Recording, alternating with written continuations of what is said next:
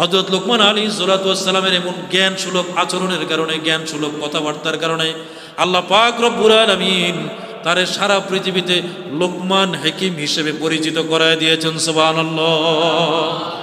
এজন্য আল্লাহ পাক রব্বুল আলামিন পবিত্র কোরআনে সূরা লুকমানে বলেন, ওয়ালাকাদ আতাইনা লুকমানাল হিকমাহ, আমি লুকমান আলাইহিস সালামকে হিকমত দান করেছিলাম, প্রজ্ঞা দান করেছিলাম। তার প্রত্যেকটা কথা এবং বাণী প্রজ্ঞা সম্পূর্ণ। লুকমান আলাইহিস সালাম সর্বপ্রথম তার অনেক রকমের কাজ ছিল, সে অনেক পেশায় জড়িত ছিল। ইতিহাসে পাওয়া যায় সে একজন কাপড় বিক্রেতা ছিল, আবার অনেক ইতিহাস বলে সে সূত্রধর ছিল।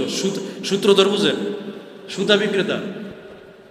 আবার অনেকে বলেন যে তিনি মেষ চারক ছিলেন, রাখাল ছিলেন। তবে তিনি কাপড় বিক্রেতা ছিলেন, এটাই সহিহ কওল।